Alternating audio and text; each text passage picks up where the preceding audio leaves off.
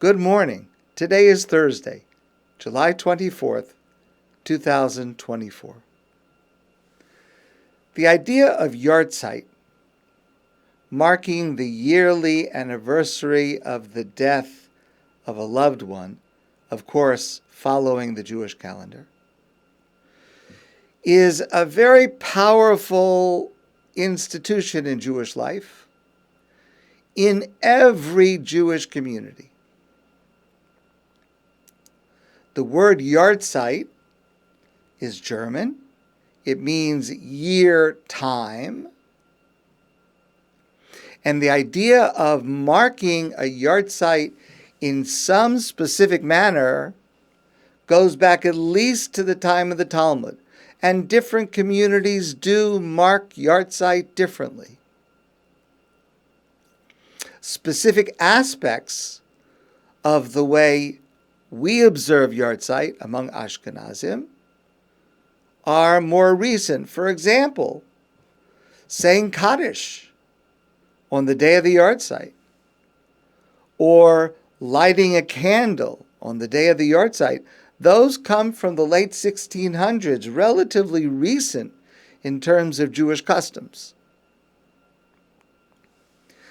Now, in the entire Torah, there is only one Yartzeit that is explicitly mentioned, and it's in this week's Torah portion, and that Yartzeit falls on this Shabbos,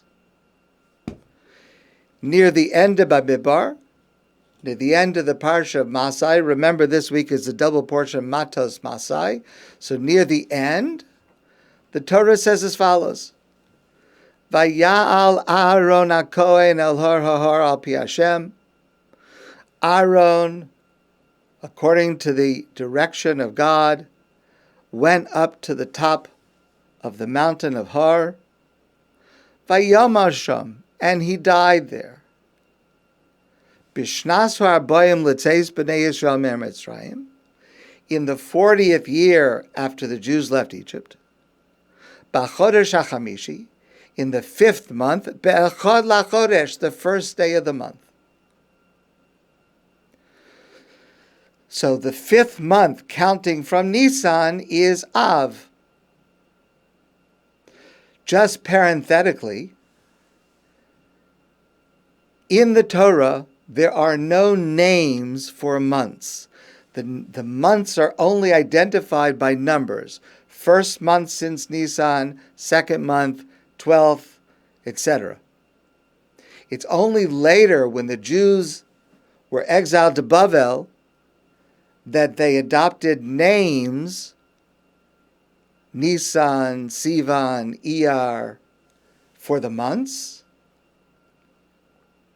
But in the Torah, it's only the number. So the 5th month, Nisan, Iyar, Sivan, Tammuz, Av. Av is the 5th month. And the first day of the month is Rosh Chodesh Av. This Shabbos is Rosh Chodesh Av. And so we read this passage of the death of Aharon and the Yartzeit of Aharon this year on the actual day of the Yartzeit. Now, please keep in mind, we've discussed this before in other contexts, that already at the time of Aaron's death at the end of the 40 years, the month of Av was already a day of mourning. The month of Av was a day of mourning because Tisha B'Av, the 9th day of Av, was the day of the death of the Meraglim. And you remember the Torah says that for the people that sinned with the spies and the Jewish people that believed them, that they would live out their lives in the desert and pass away, and only the next generation would come into the land of Israel. And our rabbis teach us that every Tisha B'Av, which was the anniversary of that terrible debacle, a great number of them would pass away. So that by the end, all of those that had left Egypt had died except for Kalev and Yehoshua. But everyone else had died. So the month of Av had already been a month of mourning and sadness. And our rabbis specifically connect the 1st of Av with the 9th of Av. Because later in our history, the 9th of Av became the day of the destruction of the first Beis HaMikdash, the first temple in Jerusalem. And it also became the date of the destruction of the second Beis HaMikdash. Both Churbans happened on the same day, the 9th of Av. And our sages explicitly connect the events of the 1st of Av with the events of the 9th of Av. And they say, Misas Tzadik Dome L'Sreifas Beis Elokeinu. The death of a righteous man, referring to Aharon on the 1st of Av, is comparable in its seriousness to the burning of the Beis Hashem, to the Beis HaMikdash. And for that reason, with all these things going on in the month of Av, our sages teach us in the Talmud, Mishenichnas Av Mematim B'Simcha. When Av enters, so that's starting this Shabbos, the beginning of the 9 days leading up to Tisha B'Av, Mematim B'Simcha, we reduce our joy, because there are a lot of very difficult times that are going on in these times. Very difficult reminders. And so there are all kinds of practices that we have. Ashkenazim, we don't eat meat, we don't drink wine, we don't wear new clothes, and all the other ways that we express our sadness as the month of Av begins. And the beginning of that, remember, the Talmud says, Mishenichnas Av. It's not just 1 or 2 days, it's the month of Av. And that month enters on the day that corresponds to the Yartzeit on the 1st of the month, Rosh Chodesh, this Shabbos, the Yartzeit of Aharon. Along with all the other tragedies. And we know, and we recite this on Tisha B'Av, not only the first Beis HaMikdash and the second Beis HaMikdash, but an entire litany of historical events that were catastrophic to the Jewish people occurred on these days. Now, concerning Aharon's death, the Torah says, Vayivku es Aharon shloshim yom, kol beis Yisrael. When Aharon died, the Jewish people mourned for him for 30 days. I'll just point out, 30 days is the normal mourning period for a family relative except for a parent, which means to say that the Jewish people mourned Aharon as if he was their brother or sister. They mourned for him 30 days. Kol Beis Yisrael, the entire house of Israel, every single Jewish person mourned the death of Aharon. Now, our sages point out a very minor textual detail, but they make an important point, because just 6 months later, Moshe died.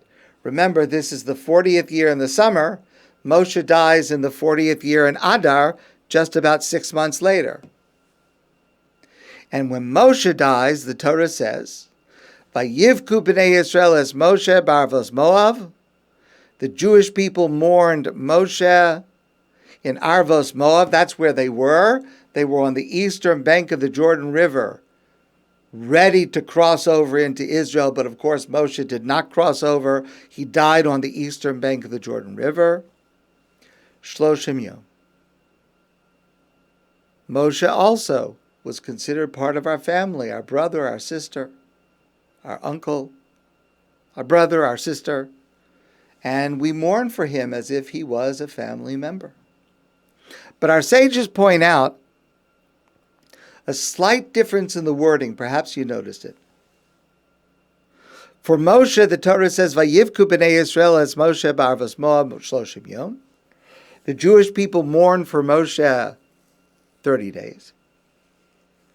But for Aaron, it says an extra word, "Vayivku es Aaron shloshim yom kol beis Yisrael," the entirety of the Jewish people.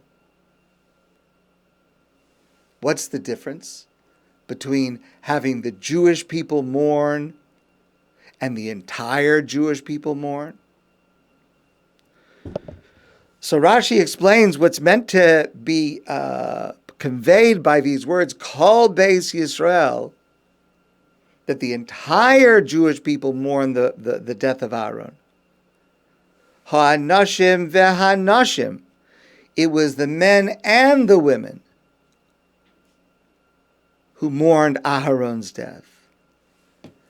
Levi shehaya Aaron rodev shalom, because Aaron was a person, we've studied this before, who pursued peace. And remember, the word pursue doesn't just mean to try, but it means to run after, to think up strategies, not to give up, to try to be matel ava bein baalei meriva, to bring love and reconciliation among those who had been arguing. Ubein ish liishto. He was a marriage counselor. And he worked hard to try to bring shalom bayis, into a family that, God forbid, had lost that shalom bayis, where there was disharmony and there were arguments. And so it was every single member of the Jewish people who felt the loss of Aaron. Vayivku kol beis Yisrael. Every single person among the Jewish people mourned his passing, because his passing affected every single one of them. And what that means is, it could very well be that Moshe was greater than Aharon. After all, Moshe spoke directly to God in a way that Aharon did not. Moshe was Moshe Rabbeinu. He taught the Torah. Moshe may have been greater than Aharon, but Aharon was more beloved. He devoted his life to making peace, to pursuing peace. And when Aaron died, when that stopped, that date ushers in a period of a lack of peace, a lack of love, a vacuum that was no longer filled by Aharon. I've shared with you many times the statement of our sages, that our sages, Chazal, identified the characteristics of the Jewish people that led to the Churban Bayesheni, the destruction of the Second Temple, sinas chinam, needless hatred. And needless hatred means, okay, someone does something bad to you, you're going to be upset. But needless hatred is when you take it further. You bear a grudge. You assume the worst motive of someone. You take it to be an insult when maybe it just wasn't even meant to be an insult. Sinas chinam, more hatred than is necessary based on the objective facts of what happened. And I've shared with you many times, to which Rabbi Avraham Kook, first chief rabbi of Israel, famously taught, that we need to combat that darkness with the spirit of Aharon, whose passing ushers in this darkness with ahavas chinam, with needless love.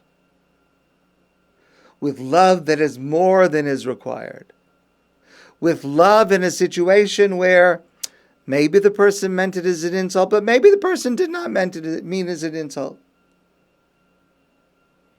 I have to assume they meant it in the best way.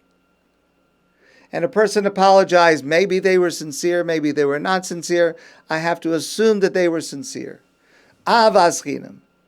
Maybe the person doesn't deserve my love, but I give it freely. I give my forgiveness freely, more than is called for. Because that's what Aharon stood for. And if the period that is marked by the terrible characteristic of sinas chinam begins with the death of Aharon, then the way we are to memorialize Aharon, the way we are to respect his legacy,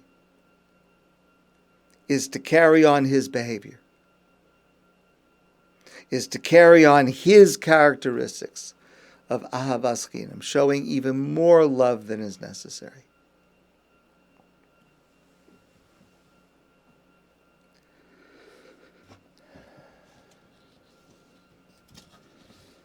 It's an amazing statement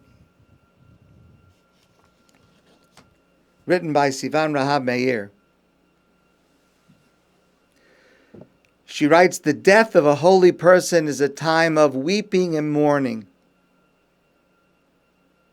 And I would just add, and the Yartzeit also is a time for recalling that weeping and mourning.